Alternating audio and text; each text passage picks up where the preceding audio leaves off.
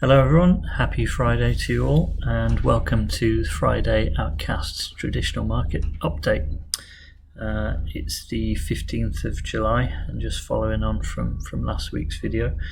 Hope you enjoyed the updates from us last week. Had some good comments in the Discord. I think people are finding them useful, just seeing what levels and setups we're looking at. So if you'd care to like, subscribe, share the video, that'd be much appreciated.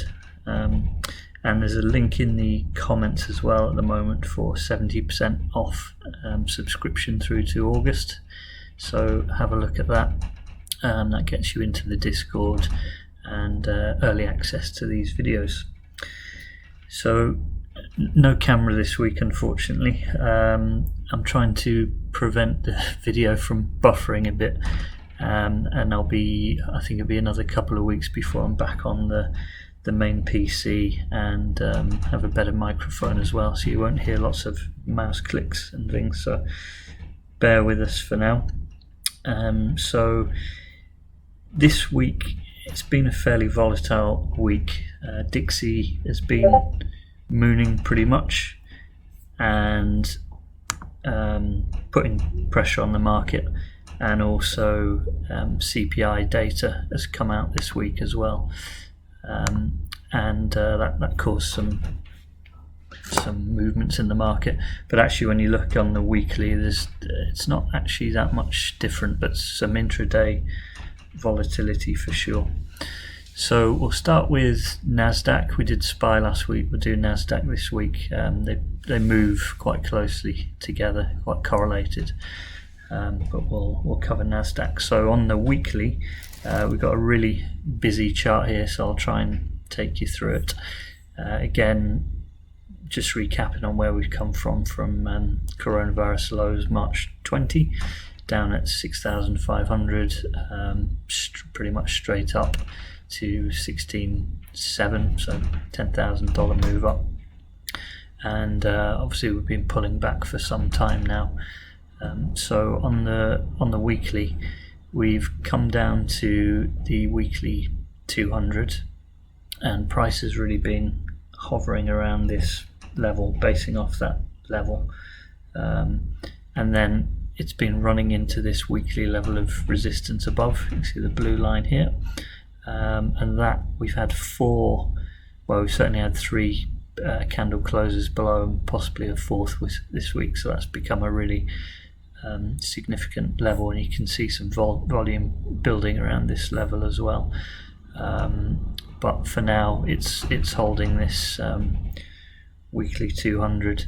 The total move off the low is about, let me just see, it's about 10-11%, so quite a big move. I didn't trade this one off Nasdaq, but I traded the one off S&P.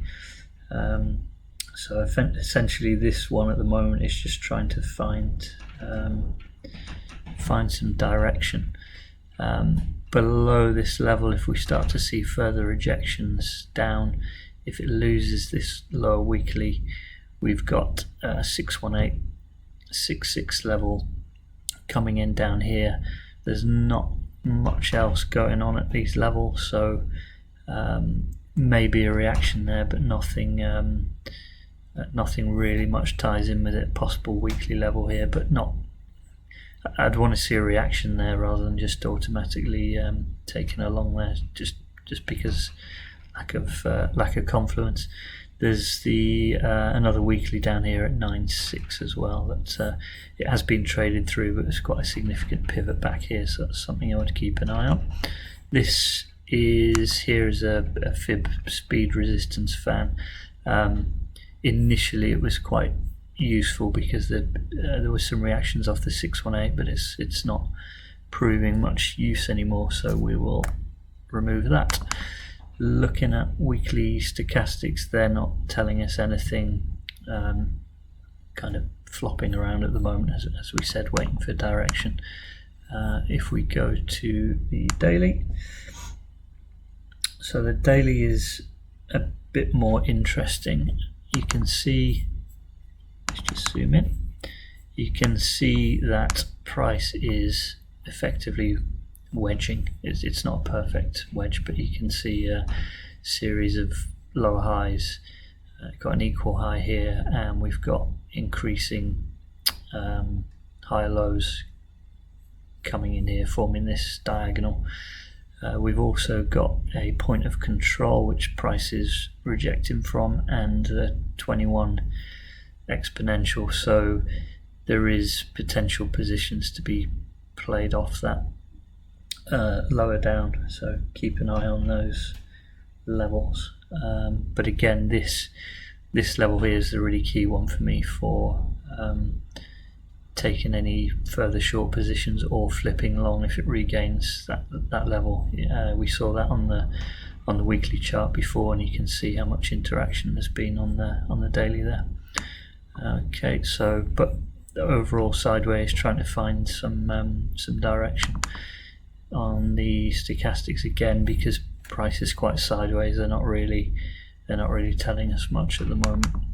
So not a huge amount of trading activity to be had there, but the levels are pretty clear should you wish to trade from them. Okay, let's move on to oil. So this one frustrated me quite a lot this week. Last week we covered the fact we're in this box, and I was kind of expecting some kind of move down to this 55 and this 618 region, and a reaction, making a swing failure pattern off this box. My buy orders were at the 618. You can see it's moved down there, and it's been bought up, whether you want to call it a front run or whatever. That's been bought up.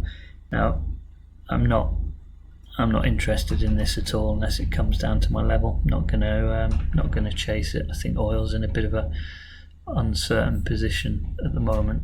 In fact, if we look on the monthly, I don't normally look at monthly, but you can see these were the record highs back in 2011 and 2012. There was a massive swing failure off that, and another rejection, so it's not looking overly bullish from that point of view. However, if it does move on up from here, then this point of control 618 region would be a good potential level for take profit if you're long or watching for a short position. But I have a feeling it might come down to this level. Not that I trade feelings, but that's the only real level I'm interested in, to be honest. Let's just have a look at the daily, see if there's anything of interest there. Yeah, I think we covered this last week. So the daily 200 is still holding. That's actually quite nice reaction off there. I think that was the one I took last week, and you got one close below. There's a reaction, and currently above this daily level here. Can come off now because it's been, oops, wrong one. That's been traded through, so this can be used as a potential support, but again, I want to see this level tested, because there's a few things going on there, and then I'd be looking up here for a long position. If it breaks down from here, cross that bridge when we come to it. Just having a look at the stochastics, they are crossed. I think they are crossed up 103.4 to close down, so they will probably close to the down position, but I don't think they're really giving us too much there. Okay, let's move on to gold. Let's go to the weekly.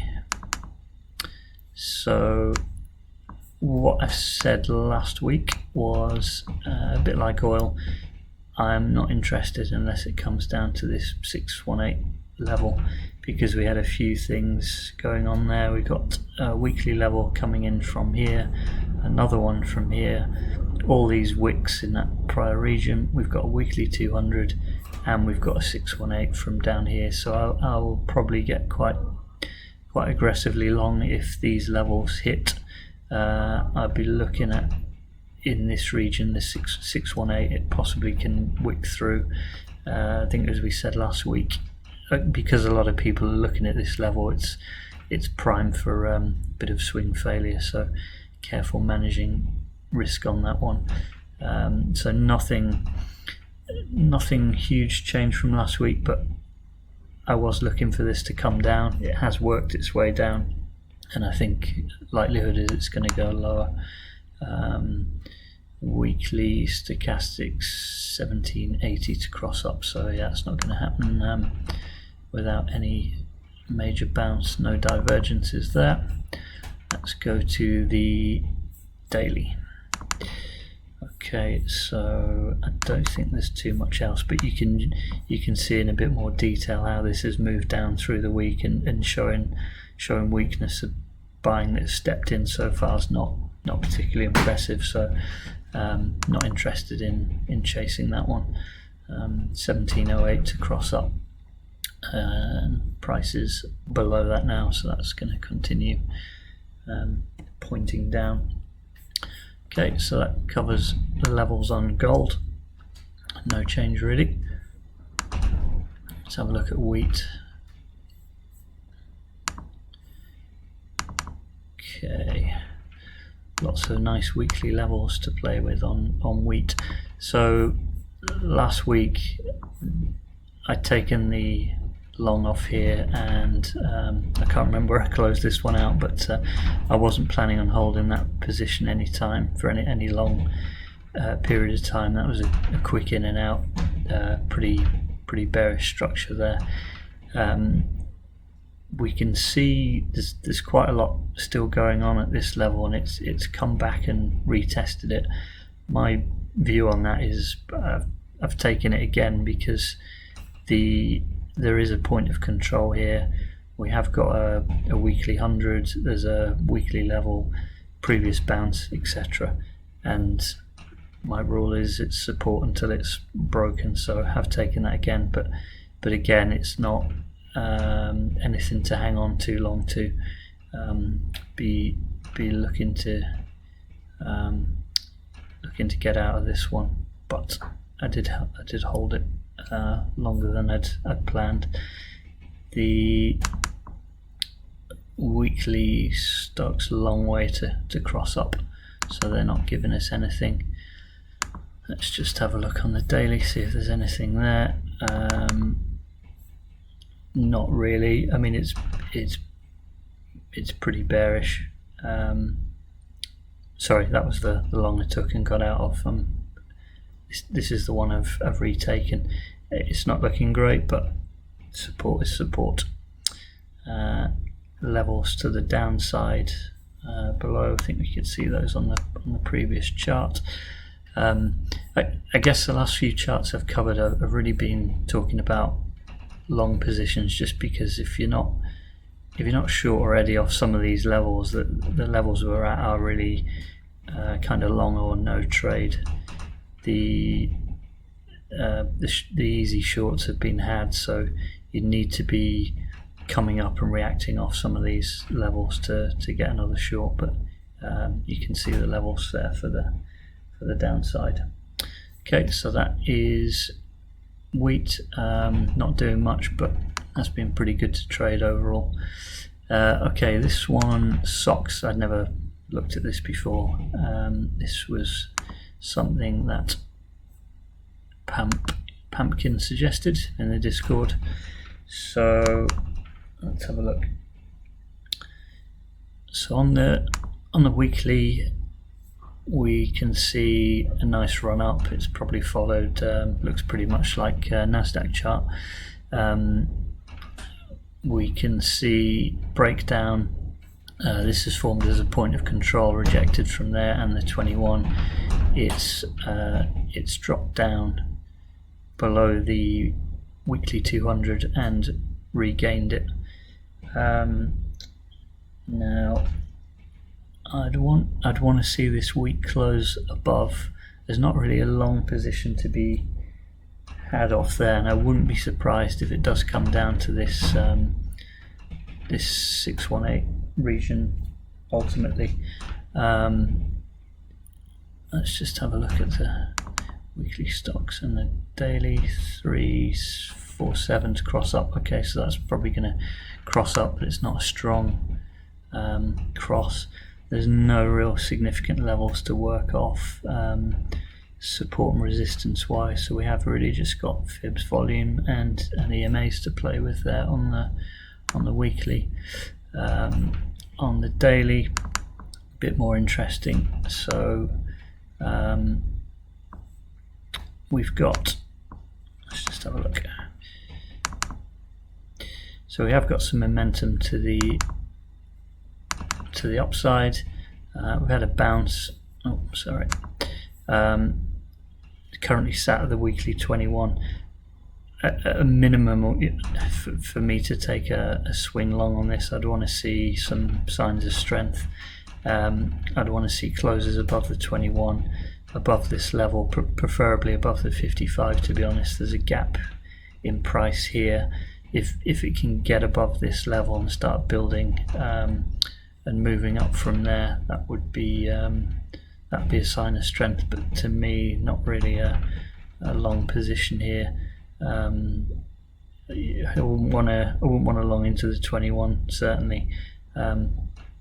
Possible short position here, but you're against the weekly stochastics. I think you're better off looking at this region here.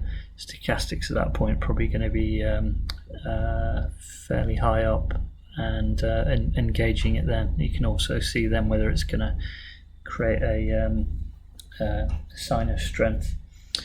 So that covers socks, and we'll keep an eye on that one. Yeah, you can see it a bit better there. This reclaiming these sort of levels would be the end of a downtrend. Okay, and last one suggested by Cromwick, Coinbase. I've marked off the key levels here for you. Crom, it's 0, and screw you, Brian, because nobody likes Coinbase. Yeah, I'm not a big fan of Coinbase, and this chart is horrendous. It's bearish as hell. I hope nobody put their money into this, and wouldn't be surprised to see Coinbase go bust. So that's all I had for this week. Thanks very much for watching. Any comments, queries, put them in the Discord, and hope you have a good weekend. Thanks everyone.